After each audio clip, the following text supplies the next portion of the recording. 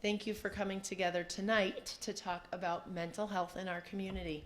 My name is Katie Hanley, and I'm the CEO at Jewish Family Services of Greater Hartford. Jewish Family Services has been serving the individual, the family, and the community for over 110 years. This is not our first pandemic. In fact, JFS was also here during the influenza pandemic of 1918. JFS was made for these difficult times, and we serve during these difficult times by serving the whole person. We always think about mental well-being in the context of other needs. We help people through the Anya Rosenberg Kosher Food Pantry and Care at Home by JFS, where we help seniors age comfortably in their own homes. We also have case management programs for people who have experienced violence and a licensed outpatient mental health clinic serving youth and adults. Over the past year, JFS has served over 100 people with 6,788 hours of counseling. And with the help of donors, we offer a sliding scale to cover the cost of therapy for those who can't afford it.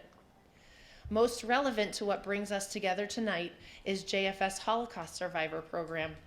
This program provides assistance to survivors and their families to help ensure that their needs are met and that they can live independently and with dignity throughout their lives.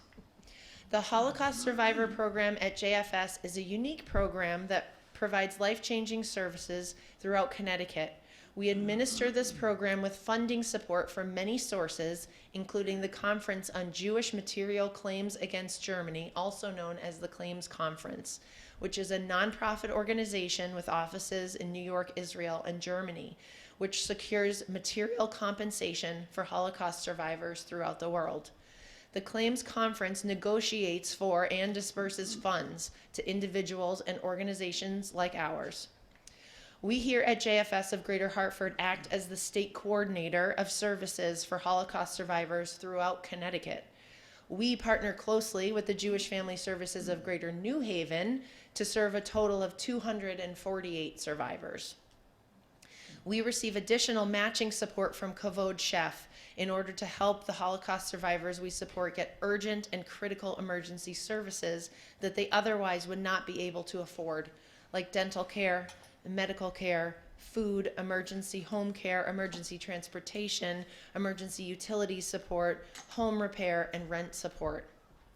We have also partnered with Jewish Federations of North America, the Network of Jewish Human Service Agencies, to bring Uniper to the Jewish community in New Haven and in Hartford.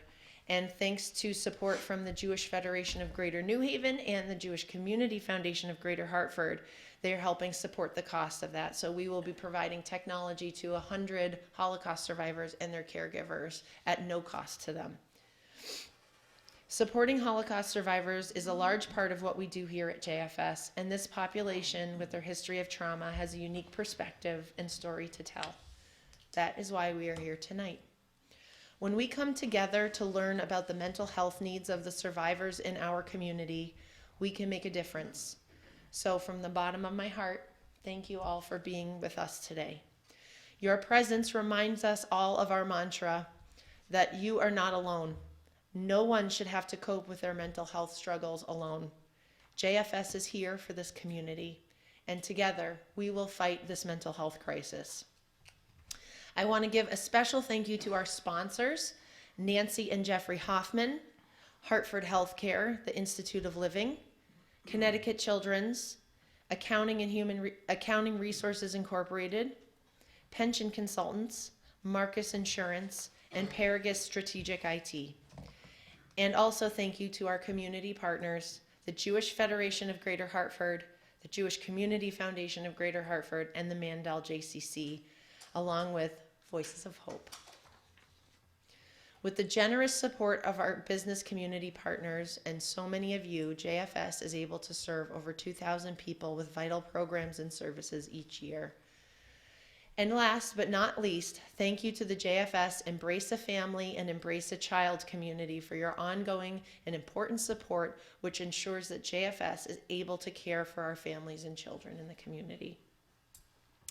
So now for tonight's conversation. To start us off, I'm thrilled to introduce Gail Temkin. Gail Temkin is not only the current chair of the Jewish Community Foundation's Board of Trustees and a member of the JFS Board, but has an impressive history as a lay leader in many of our local community organizations. It is my honor to introduce her and let her share why this topic is near and dear to her heart. Gail?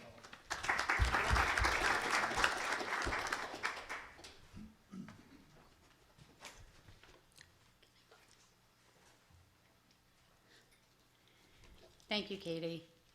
As both a JFS board member and daughter of a Holocaust survivor, I'm so happy to be here this evening to welcome you to this program. Our conversation is focused on the idea of what it means to return to life after tragedy. This is something that many of us grapple with in our own way. How can we be part of a community that actively works together to survive and heal? This conversation brings together a wonderful group of people on our panel who will help us think of these things through the lens of one of the greatest tragedies in human history, the Holocaust. Tonight's conversation is especially close to my heart. My father, Abi Weiner, Zichron Livracha, was a Holocaust survivor. He was liberated from Buchenwald in 1945. He suffered through some terrible atrocities during the Holocaust. He lost both of his parents and lived through very difficult and horrifying conditions in the concentration camps. But even so, he chose to live his life with meaning and purpose. He told his story to give voice to those who never had a chance. He told his story to give voice to those survivors who never felt that they could. And he devoted his life to fulfilling the promise of never again for all future victims of genocide. My dad was able to build a life for himself and our family that was filled with love, tradition, and empathy. It was a choice, and while I have no doubt that it was very difficult at times, he knew that making this choice would help him survive. He chose to create a life that was filled not with sadness or horror. He chose not to live the life of a victim. He chose to surround himself with family and friends who understood that sometimes he needed to talk and other times he just needed to be silent. He chose, as his friend and as the younger brother he never had, the man I'm about to introduce. Stu Abrams and my dad met when my parents first moved to Connecticut 14 years ago. They had an immediate bond.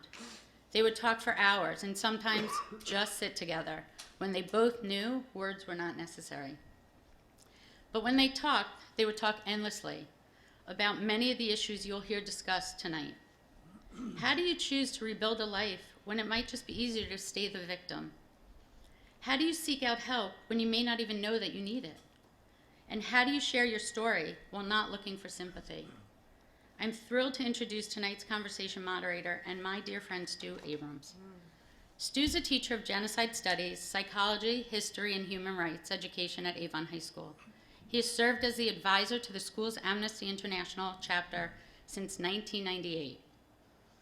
Stu has been the recipient of many awards and honors, including the Joseph Korzenick Fellowship for Excellence in Holocaust Education, the Museum Teacher Fellowship given by the United States Holocaust Memorial Museum, the Prudence Crandall Memorial Human and Civil Rights Award given by the Connecticut Education Association. Stu is also recognized by Voices of Hope as a recipient of the first annual Simon Conover Award in recognition for excellence in Holocaust teaching. Stu served as the co-chair of the steering committee to help launch a new statewide organization, the Connecticut Human Rights Partnership. The mission of this partnership is to develop, support, and publicize educational and co-curricular opportunities through a network of interested individuals and organizations with expertise, skills, and proficiencies in the field of human rights. Stu, your friendship with my dad is something that will forever remain in my heart. I love the fact that I can come to you when I find myself questioning my memory of stories my dad told me. I can hear his words through your voice. I'll hear it tonight, I know I will. I could not think of anyone more appropriate to moderate this evening's discussion. Stu, thank you for being here to guide the conversation.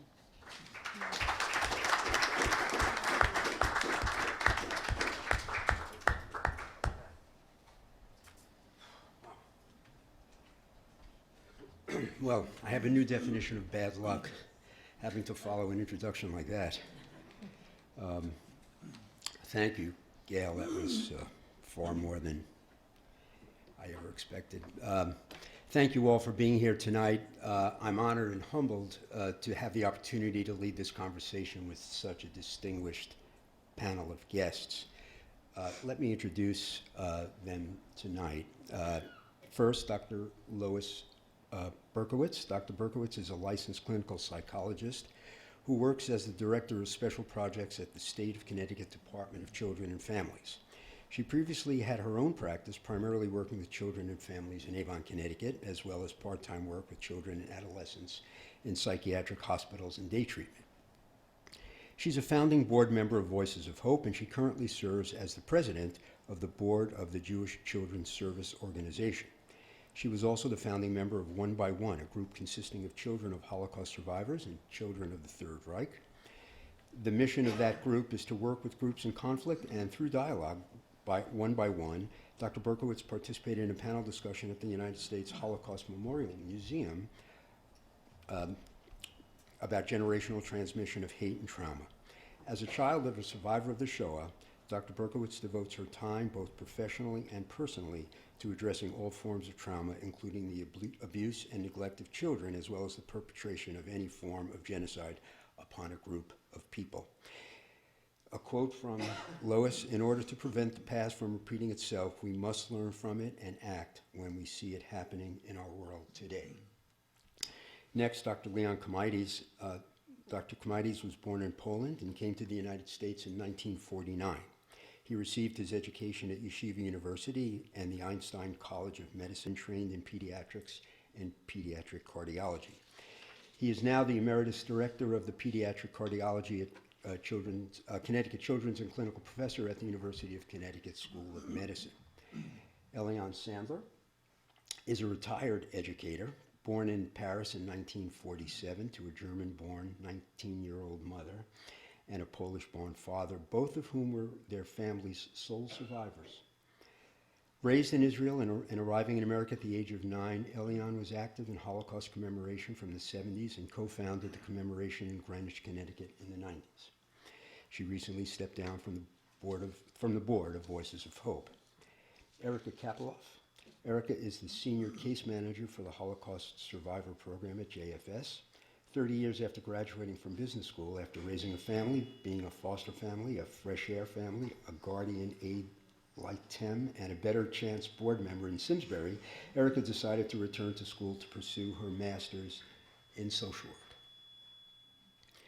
An internship at JFS led to an offer to the Holocaust Survivors Program, and 7 years later, she is still loving her job and the clients that she serves.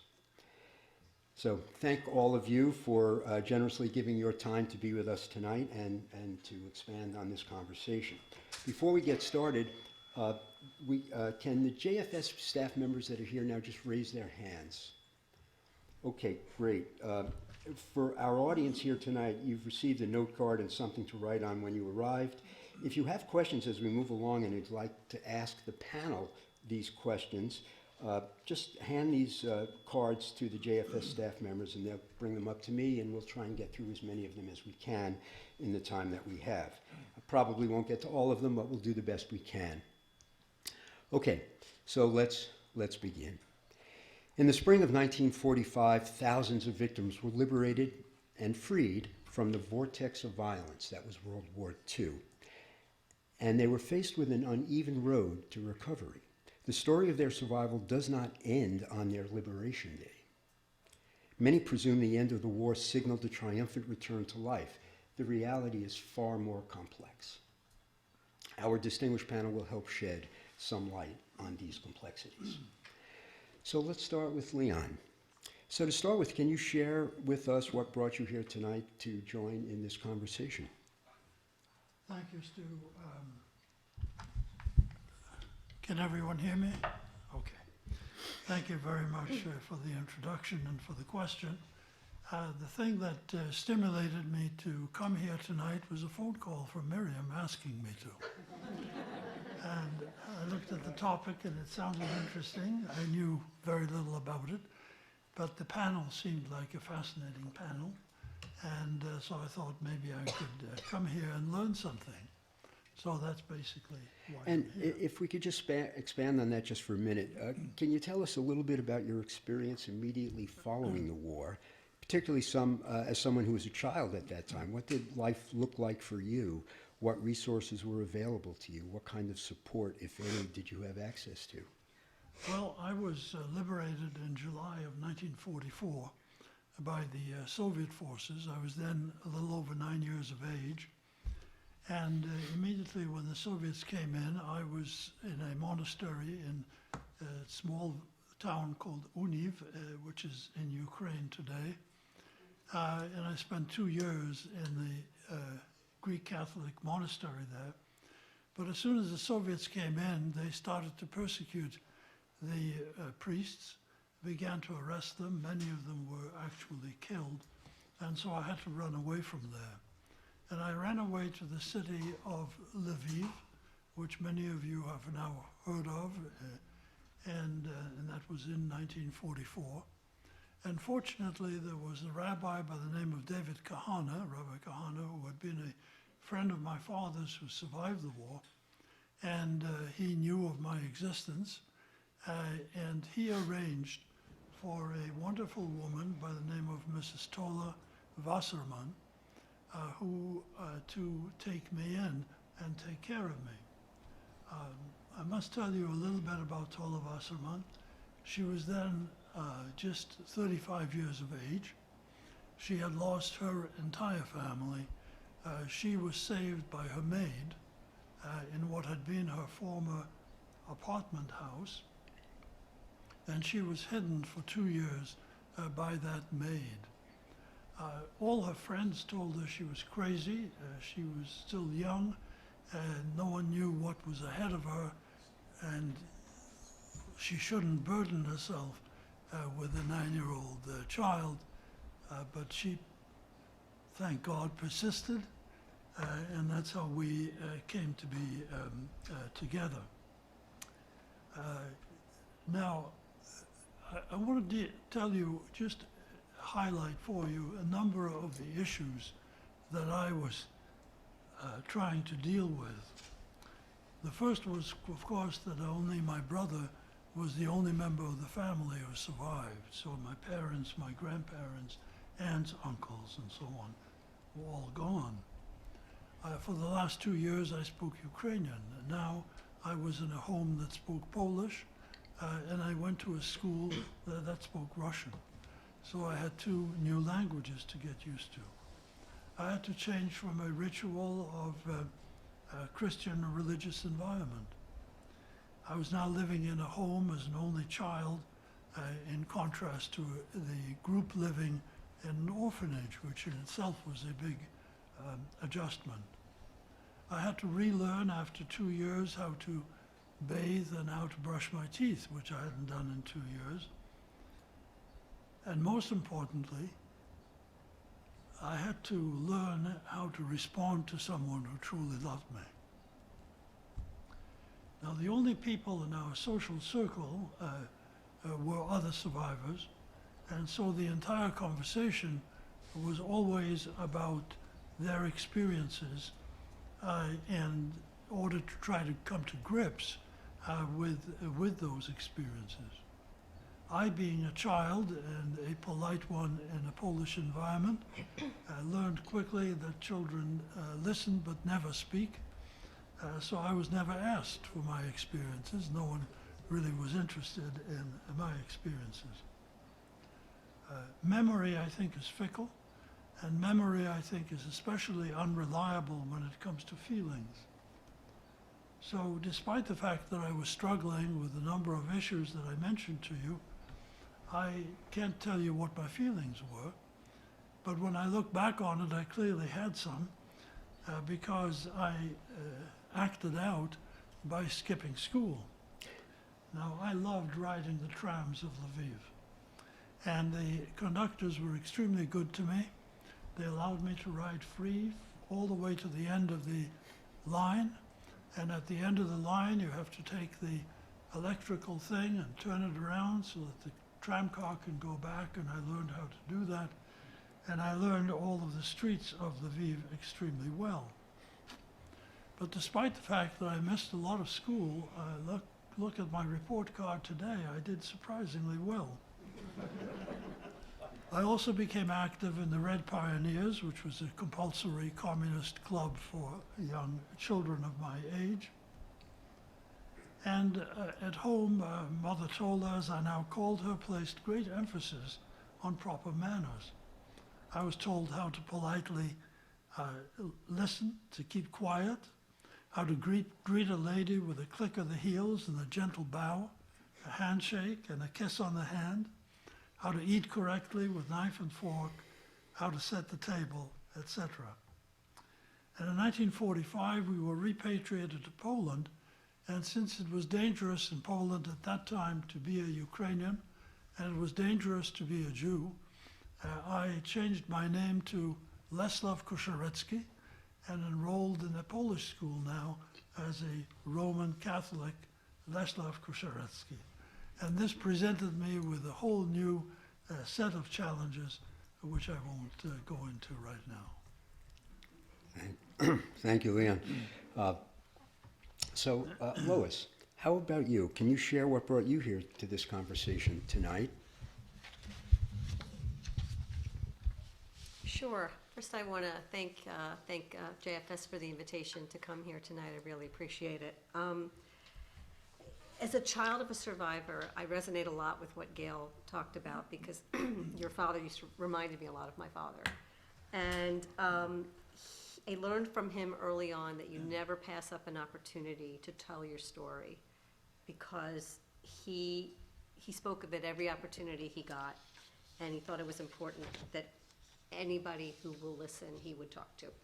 So when I had an invitation to come, my father spoke to me, and here I am. As far as, other than that, I just feel that his message of trying to learn from it to keep it from happening again is the mantra that I have in my own head. And Gail, Lois, excuse me, if you could expand on that, is there something you'd like to share about your father's experience or what he shared with you that would resonate with this kind of a discussion? Sure. I mean, there's not enough time to talk about everything, but Sure. Suffice it to say that he had a happy childhood in Poland until '39 when the Soviets took over his town. The Nazis invaded in 1941. His family was placed in a ghetto where there was a lot of starvation and death. Then in 1943, January, they were deported to Auschwitz where his parents were murdered, and he spent the rest of the war being tortured and starved at Auschwitz and then several other camps. And one of the things that he would often say is, my family laughs, if you don't expect too much, you'll never be disappointed. And it's funny, but I think that there's also a grain of truth to it in terms of the philosophy that he came out of the war. He definitely lived that way for most of my life, but he also found love, and he found joy, he found family, he found a life, and was very successful in what he did. And some scars, no doubt, but he really did find a way to find joy and love. Can you just add perhaps about what you feel are the most important things to make available to individuals experiencing trauma or other traumatic events? Is there anything that you can highlight? You know, I wear two hats, and one of my hats is you know, around trauma, but I also want to emphasize that the trauma of survivors is way back in the rearview mirror. And so what works for trauma is, I'm going to say it in a more generic way. First, many people who experience a trauma readily overcome it and continue on with their lives. Some become stronger and more resilient. And for others, the trauma is overwhelming and their lives get derailed. So there's no one road from trauma. As for what individuals experiencing trauma need, that also depends largely on how they respond to the trauma that they've been through. I have a couple of recommendations from places like NIH, et cetera, and you know, basically the current best practices for what trauma survivors need, keeping in mind that survivors of the Shoah, it's a long time ago. But trauma survivors need to have their trauma validated. You need to acknowledge that what happened to them was terrible, not it'll be okay, don't worry. You need to listen. Trauma survivors just need you to listen. And Gail, you talked about that. Sometimes you just need to listen. Sometimes you just need to sit in silence. You really need to take your cues from the people who have experienced the trauma. Admit that you don't understand. Say something like, I can't begin to understand what that was like for you, because you can't. And accept if they don't want to talk. Keep checking in. And finally, if your loved one appears to be struggling with the basics of functioning, eating, getting out of bed, then you can always help that person find the appropriate professional help if needed. Mainly the big thing that people and trauma survivors need is a community. They need people around them. Thank you, Lois. Eliane, same question. Can you share what brought you here tonight to join in this conversation? Well, I'll do a show and tell. How's that? Sure. I brought a scarf. My mother spoke at Connecticut College. It was really ADL who sponsored it, and they had gathered up teachers throughout Connecticut to meet and have a Holocaust Education Day. And the teachers gave her this scarf, and she cherished it, and that even smells from her, but that's good news and bad news, because I'd say, Mom, you're not wearing baby powder, are you? She'd say, no, but it smells like baby powder. So how could I not when my mother would put herself out? And when I think about my mother speaking, she really did put herself out, because there were days that her arthritis was killing her, and for a while she was still working. And Stu had mentioned earlier something about, I'm taking this off, I'm far away from everyone, Amnesty International. And one of the first speaking engagements my mother ever had, if you call it an engagement, where I was the recruiter actually, was at Darien High School for Amnesty International. They had an Amnesty International Day, and they had the youngsters, the students, sign on to programs they wanted to attend. And my mother, we knew she was going to speak on Holocaust. I brought her, I went with her, and they had to open up the lunchroom because they never expected to have such a turnout. So when you consider that she was extremely nervous, and between you and me, she took not a Xanax, she took a Librium. That was the pill of the day to quiet her down. Did you know that about my mother? And the I other might thing have, that yeah. brings me here is Erica, because Erica asked me, and Erica was a favorite of my mother, and I gave her this spiel yesterday with tears about, I'm an only child, and I felt that in some ways she was like you were with Jean, she was but a different generation. She was the sister to me, because I suspect my mother would talk about me to you, but, right, okay. Though I have to say that being an only child born to survivor parents, you tend to be like their apple of their eye. You're the one egg in the basket, and you're the thing that they look at. And I would walk in the room and I could feel them.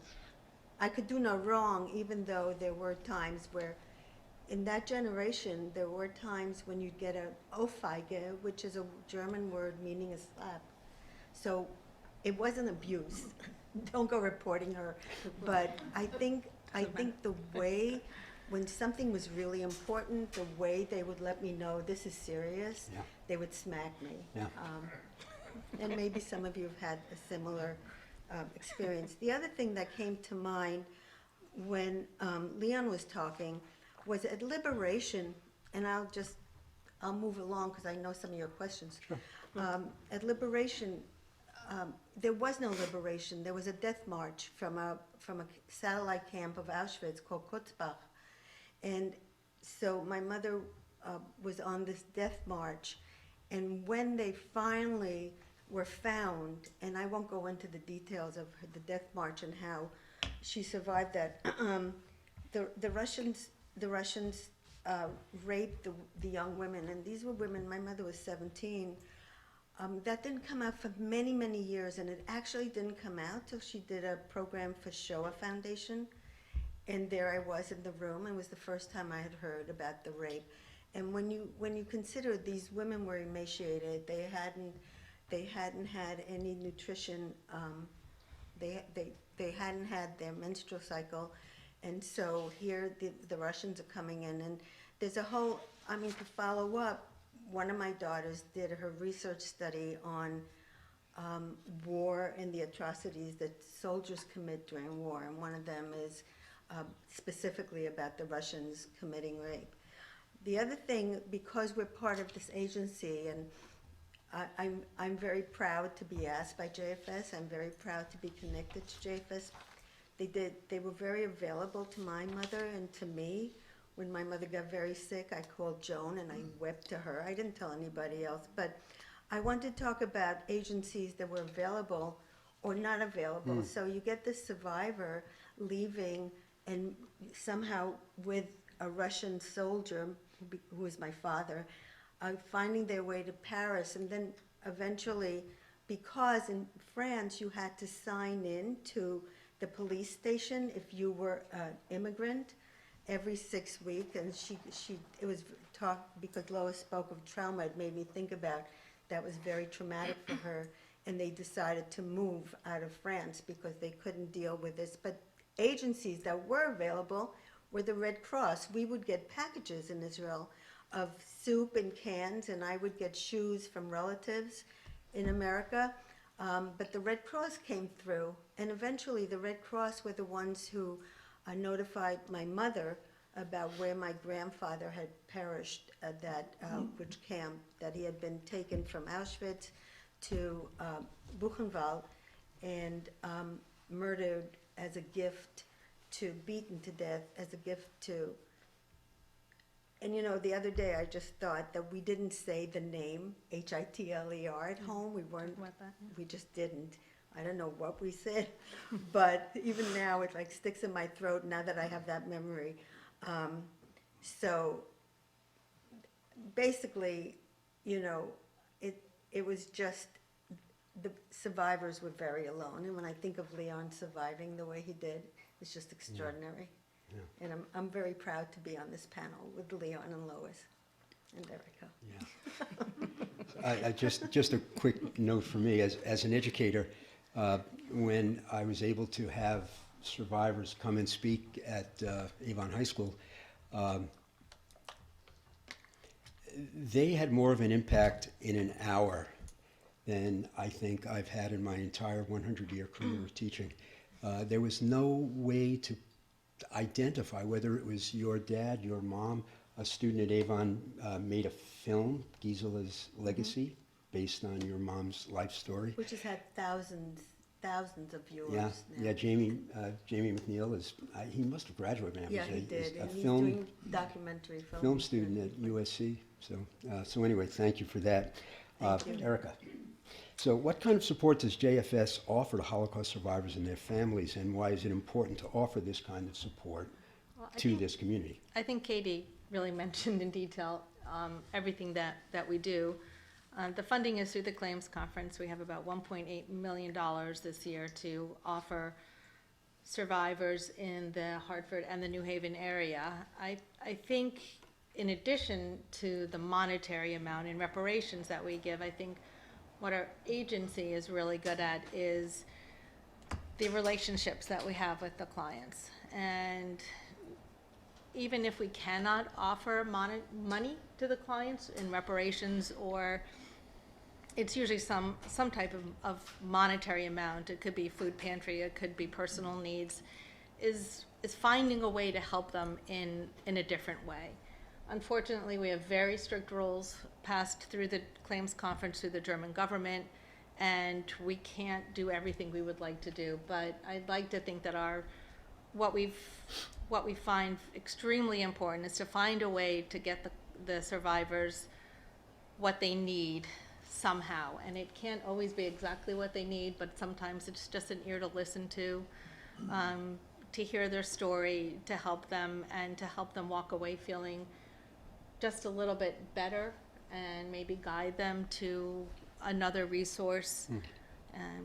And sometimes we have survivors that we haven't really been able to help come back as friends, or help another person, or recommend somebody else. And I'm always very glad when somebody can say, have a friend of theirs call, and even if we can help them, I think everybody feels good about that. And unfortunately, we have a lot of rules that we have to follow, or our funding gets cut. Right. And that's hurtful to us. We also, Elion mentioned Joe Margolis, who was my former boss, who, when she retired, we started a fund in her name, and that allows us a small amount of resources to do basically whatever we would like with. So it gives us a little bit of wiggle room without having to submit all kinds of paperwork. So that's a nice little extra that we have. And I'd be glad to answer questions after people have about the program or have cards. So. Great, thank you. So we're going to shift just slightly here, a little variation on this theme, but we've all gone through an intense period of social isolation in the past couple of years. This impacted all of us differently for obvious reasons. For many of us, this was the first time in our lives that we've been truly separated from loved ones and community. But we know that this is something that is not new for others. And some of us are more able to adjust and adapt more easily to that kind of situation than others are. So no matter who we are, it has had an impact.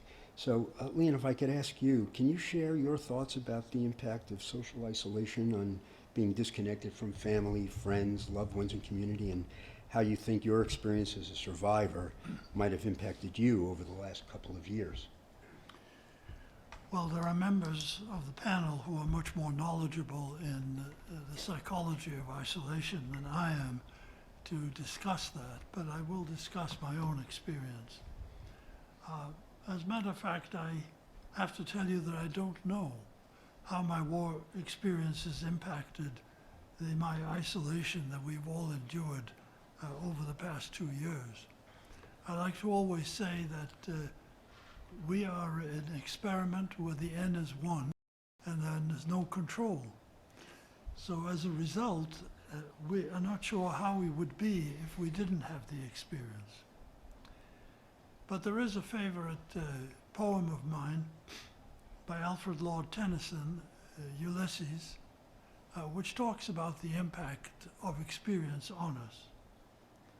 I'm a part of all that I have met, yet all experience is an arc where through gleams that untraveled world whose margin fades. Forever and forever when I move, how dull it is to pause, to make an end, to rust unburnished, not to shine in use. So, how we meet challenges is indeed related to our past experiences, and yet each challenge is a new challenge and is somehow influenced by it, but perhaps approached in a different manner. My experiences, I think, have taught me that we humans are more adaptable and resilient than we think.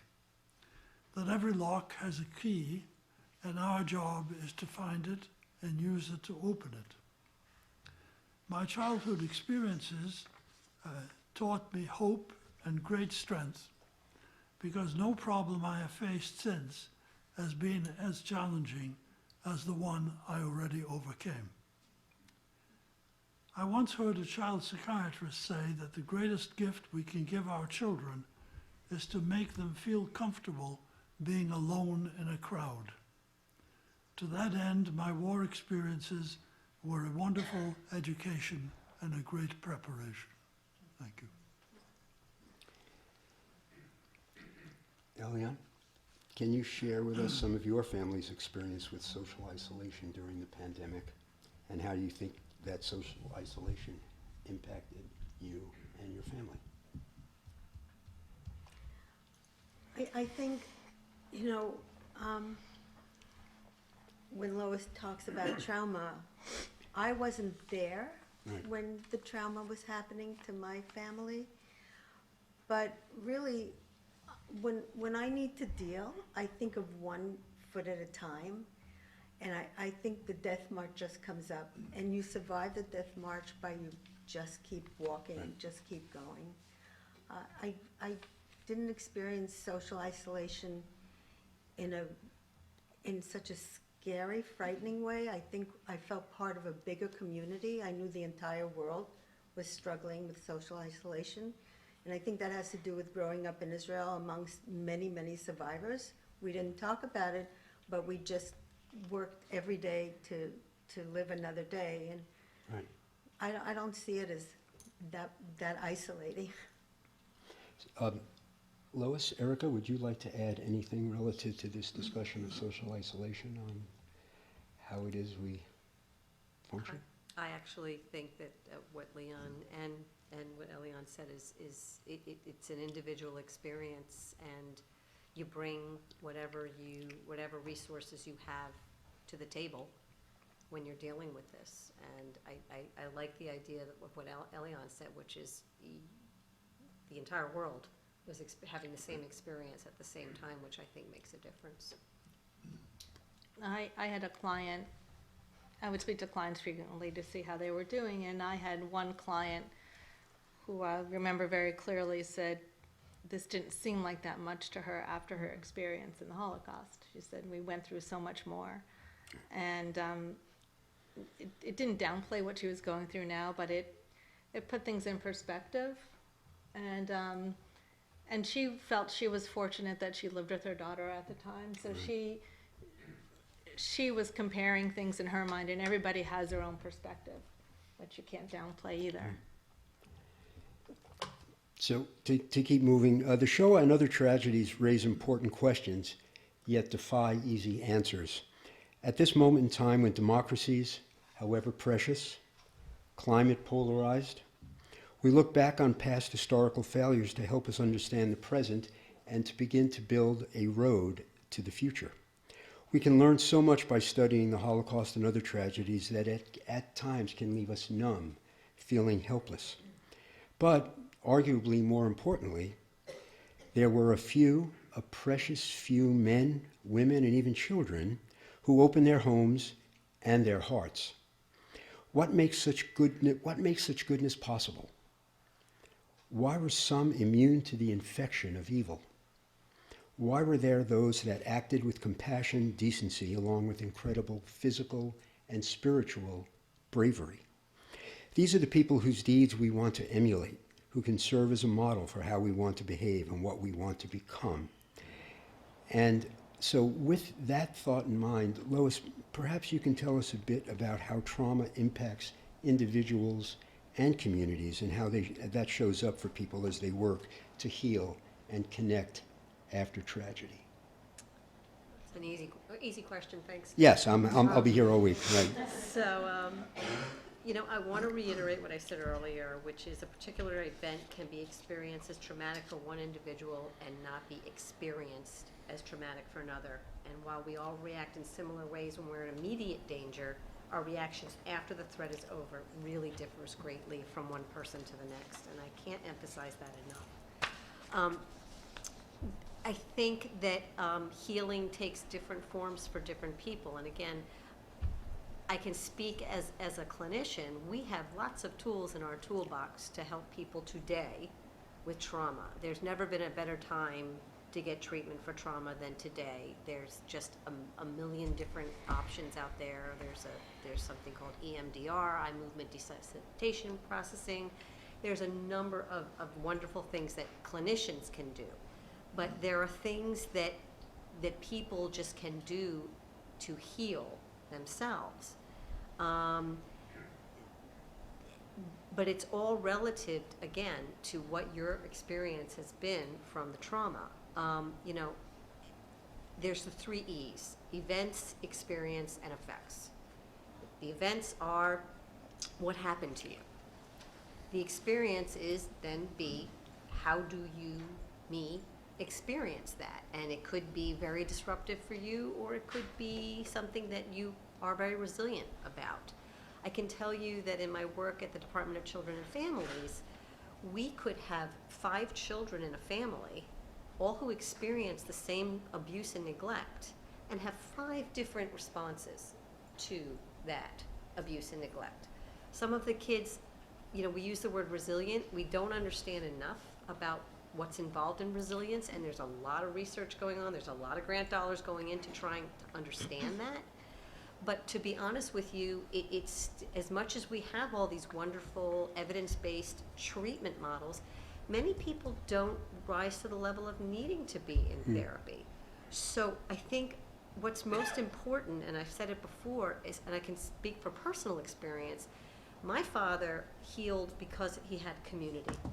He surrounded himself with, we had the survivors who were left from his town, which I probably less than maybe 100 or 200 out of a town of over 6,000 Jews. Many of them settled in the same area outside in Philadelphia, and they basically, they were the glue for each other. They were the ones that really helped each other heal, and they did it in ways where you and I, we already talked about. They talked about their experiences, and I think that sometimes they tried to protect their family members by not talking to us, but because they had their people that they could talk to, and I think that when I didn't appreciate it at the time, because I remember there would be a house full of survivors and they'd be speaking Yiddish. I didn't understand what they were saying, and it would get loud, then it would get quiet. It was unnerving a little bit, but I can look back and say that I think that was a big piece of where the healing for survivors, therapy was not a thing back then too. And so that's the hard part, is that there were people who weren't maybe quite as resilient, and there wasn't a place for them to go to be seen. And, those days, if, you had mental health issues, you ended up in a hospital and that's where you lived. Whereas now there are, you can go sit with a therapist. There isn't the stigma that there was back then. So I guess it's my way of saying that there are many things that can help with healing,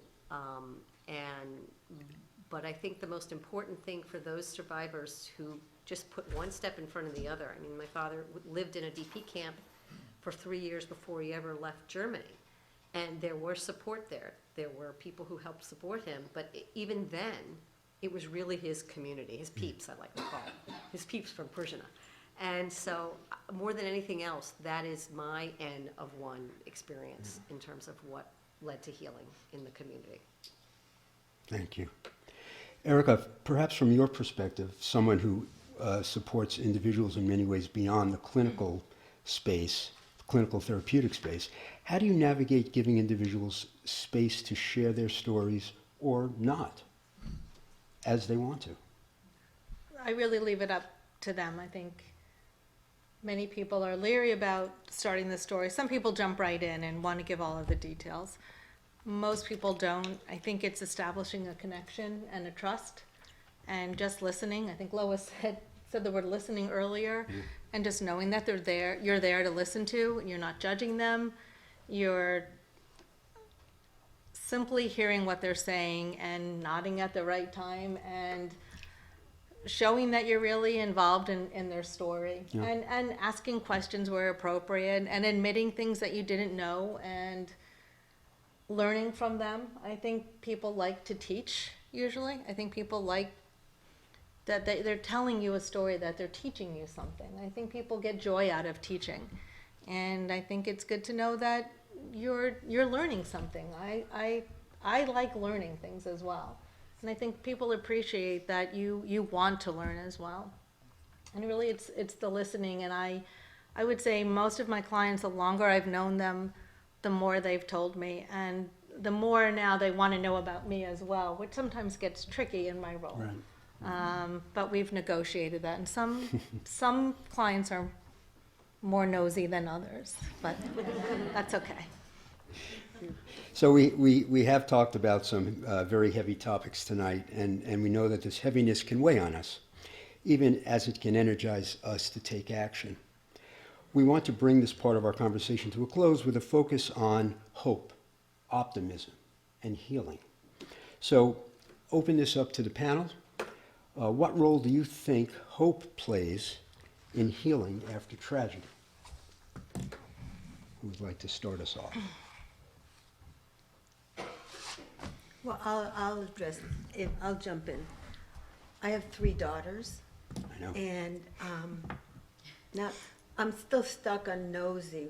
My mother was nosy, but to the contrary, my mother would report how well Erica was doing. But We know each other well, so, yeah. yeah, I think we should discuss the fact that because my mother's relationship with Erica and I became very close friends. And my mother just passed away, what seems recently, but it wasn't that recently. So about hope, you know, each one of my daughters, one teaches in the very urban inner city of Philadelphia, and over the years, every opportunity, she teaches at high school, she'd have me come and speak. And it was as though those young people knew me already. She had already talked about her grandmother and her mother, and I went and spoke to them about my mother's experience. My youngest daughter, when she introduces me, the people will say to me, the young people, "Oh, your mother is a Holocaust survivor. Jesse's told me all about that." And then my middle daughter actually has her academic work in history, and she does a lot of Holocaust education and training and has worked in museums and so on. So that's where the hope lies in the younger generation, and you must really, really experience that. I would agree with that. I think there's lots to be hopeful for. Right. Leon, please. I think hope is absolutely critical. Once you lose hope, you basically lose your lifeline. So that is extremely important, but it has to be based on something. And I think there is an interaction between hope and gratitude. Because I think that we are, and I think we need to recognize this, we are extremely fortunate that we are, whatever we are suffering from, isolation, COVID, whatever it is, we are doing so in a free society. We are doing so in this century and at this particular time. And if you look at history and you look at previous plagues of any sort, and you see how people suffered in contrast to the way we deal with it today, you have to have hope. So I think you need to look at the past, look how fortunate we are today, and I think that will give you hope that everything will come out just all right.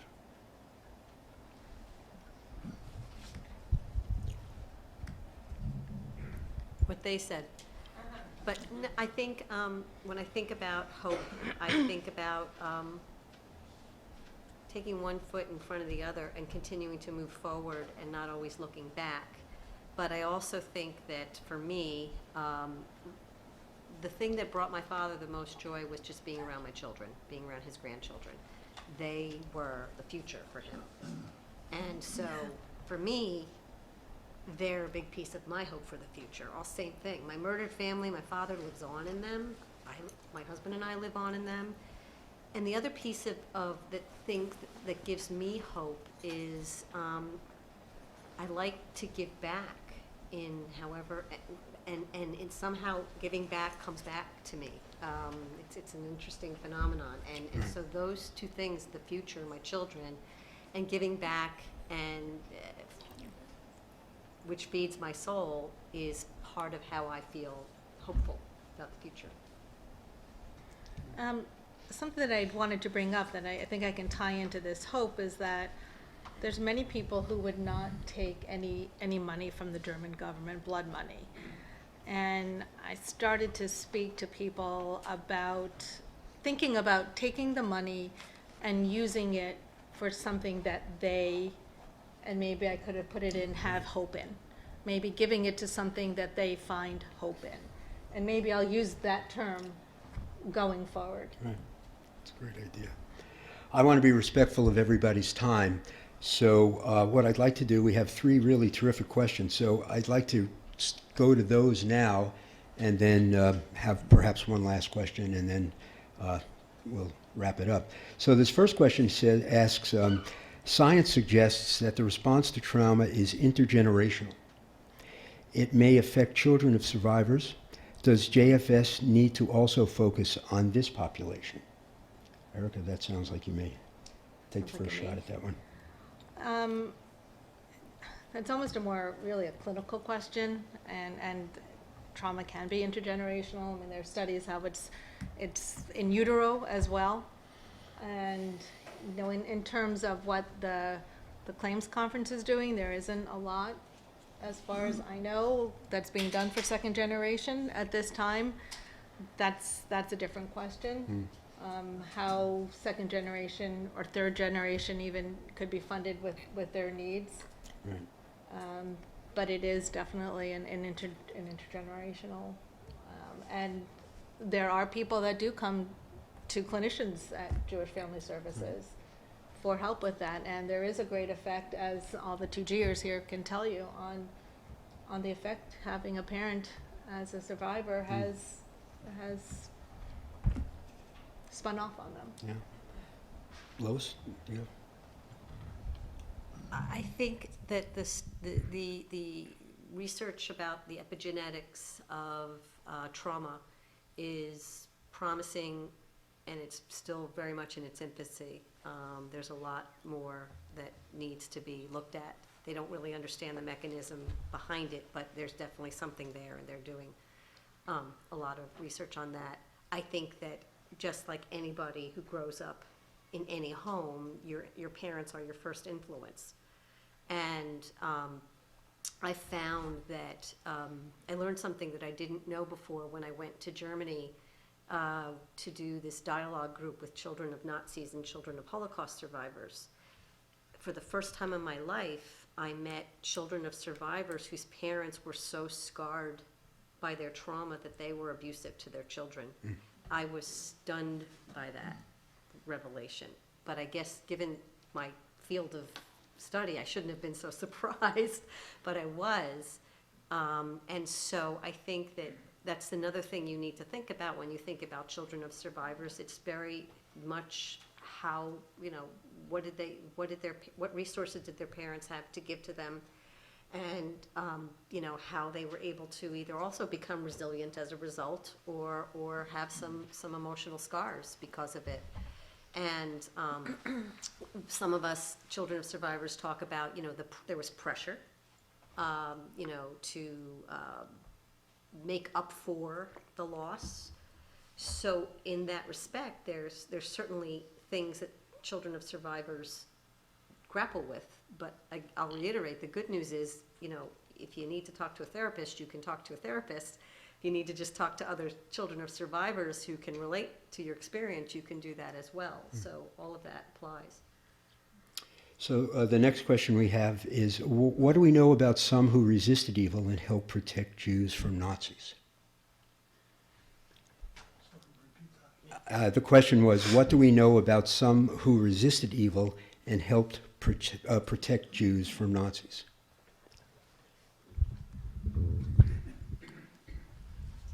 Well, of course, in Yad Vashem we have many such names whom we try to honor. We don't know what makes a person do something. You know that the first person to receive the honor from Yad Vashem was Schindler. Now, Schindler was a Nazi. Every evidence seems to be that he did this because he needed workers. They were productive for him. And it was a symbiotic relationship. And yet he was the first one to be honored. We also know of people who paid with their lives or their families' lives.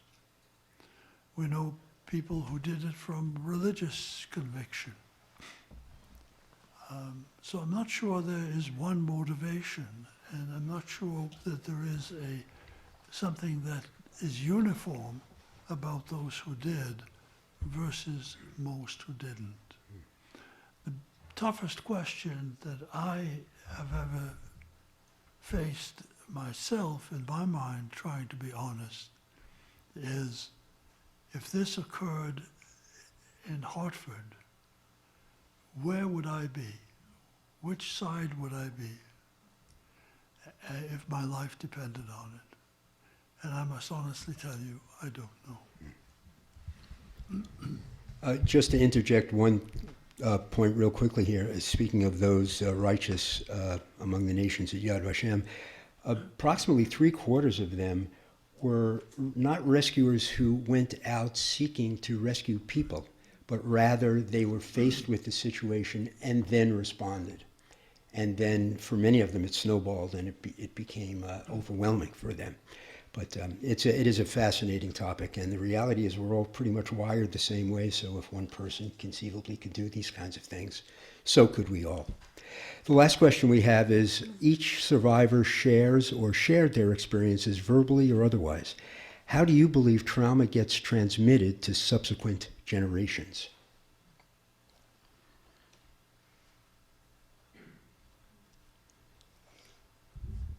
I think I kind of answered it, at least based on my clinical and personal experience, is that it's always, you've heard nature, nurture. It really is, like I said, the epigenetics is still very early, and so it's not clear what gets transmitted in utero genetically, and whether they just have to replicate. They have to do more studies. But we're all influenced by the people who raise us, Right.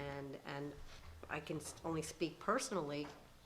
My father had some anxiety, shockingly, and so do I. So, I don't think that it was, again, anything genetic as much as that you're influenced by the people who, your parents are your earliest relationships. And so I think that there's just so many different factors that go into it. But primarily, it's still the good old-fashioned nature and nurture. It's Right. kind of both. Okay. So to have our last question, if we could perhaps do it in sort of quick fashion. And this is for each of us. Eliane, we can start with you and just work our way back down here. For the people that are here tonight, if you said the one thing you would want them to remember from tonight's conversation, what would be the takeaway you would want them to have from spending this hour with us? Wait, why'd you start with me? Wait, repeat that question? Oh, Like, sorry. what's a takeaway Yeah, for what would you like tonight? these? What would you I like think the we need people to hear from the to- people. What are you taking away? I'm looking around the room and we have some 2Gs here who've had some very powerful experiences. I don't know that you can be a 2G and not have a powerful Yeah. experience, but we've said a lot. I don't have a Okay. takeaway to give the people. It's not a subpoena. I'd rather the people, Sure. the people Erica? have spoken. Let them speak, right? You have a takeaway, Erica? Yeah. Yeah, oh, okay. I prepared. No. I think what I find surprising still is that everybody doesn't know about our program. And some of that is because we never had, and we still don't have enough money, but we couldn't publicize it as much as I always wanted to because we didn't have the money to offer people if they came for help, and then we would have to turn them down. Right. And so now that there are less survivors, we're getting more money. And I would like people to make sure that anybody they know or know of can talk about the program that we offer and have as many survivors who need any kind of help if we can. We would like to be able to do that. Great. Like it. Great. Leon? What would you like to? No, I think they should take it all away. There you go. There you go. What do you say? Take it all away. Go away. Oh, now I feel pressure now. You- my work here is done. I really think, I'll say it again, whenever I can talk about my dad, it makes me happy, so I hope you can take away the love I have for my father. Great. So in closing, as I often tell my students, well, what I most tell my students is my time with Abby, your dad. But after that, I often tell them that they are all heroes in waiting, just waiting for the opportunity to demonstrate their courage and their heroism. Our panelists have not waited. They have already demonstrated their courage. They have already revealed their heroism. They have shown us the way to live lives of unbending principle. They have demonstrated the path to living lives of integrity, nobility, and courageous empathy. Finally, they have displayed limits of the human spirit that many did not think possible. And I think for that, we owe them one more round of applause. Thank you.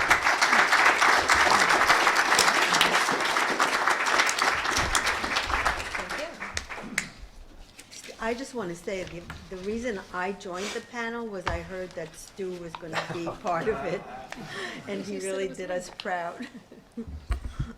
Yes, you are you're a rock star. Thank you.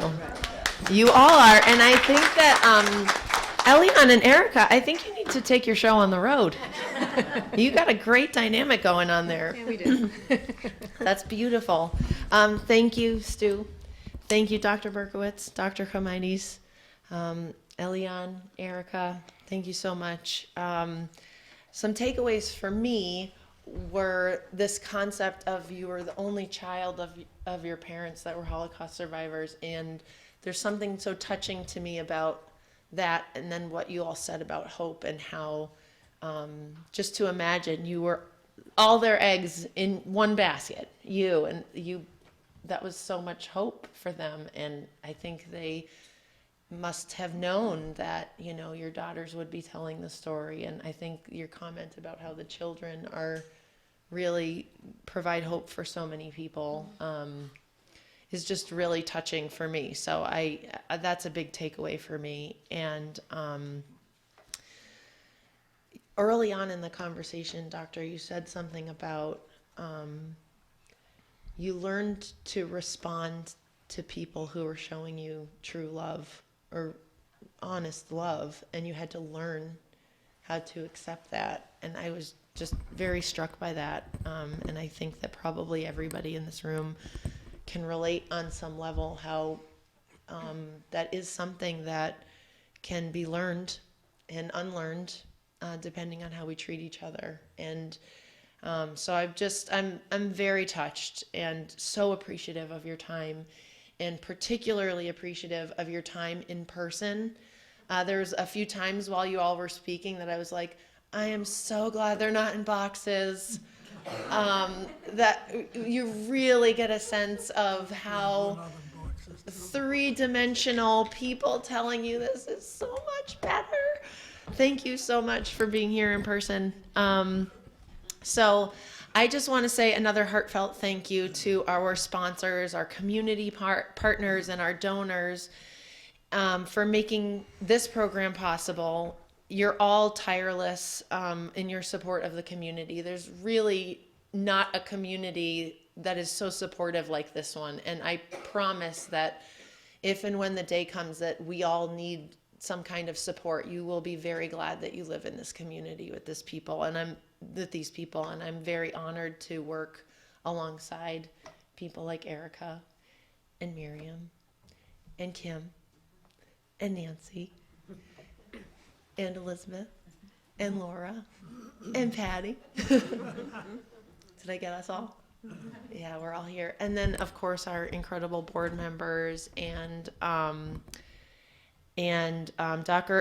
Komides. It also serves he works for us too. He helps as our the chair of our advisory committee for the Holocaust Survivor Program. So thank you so much for all the work you do to help administer the program and here tonight sharing this story. So we all hope that tonight is just the start of the conversation, because there is so much more work to do. And mental health is so important to our well-being, yet millions of people in the United States with mental health challenges don't get the support they need. Here in the Greater Hartford community, we have the ability to make a difference. Together reflects our shared vision of helping everyone in our community access the care they need to support mental well-being. We are so grateful to you. You have already taken the first step by showing up. If you are looking for ways to get involved after tonight, please consider making a financial contribution to support JFS in our work for providing support to Holocaust survivors and for our clinicians helping those with mental health issues. The impact of your gift on lives is priceless. You can also become a mental health ambassador. You can get trained in mental health first aid, and you can talk to your friends and your family about this. Each of us can be a part of ending the stigma around mental health. Help spread the word that mental health is critical to our overall health, and none of us are alone. You can learn more on our website at jfshartford.org/together, or by reaching out to Elizabeth Costin. Elizabeth, can you raise your hand? If you don't know Elizabeth, she's your new best friend. Make sure you say hi to her on the way out. She was the mastermind behind this event. So I'll just end with, we can fight this mental health crisis together, and our mental well-being matters. Thank you so much for being here tonight, and we'll see you again soon.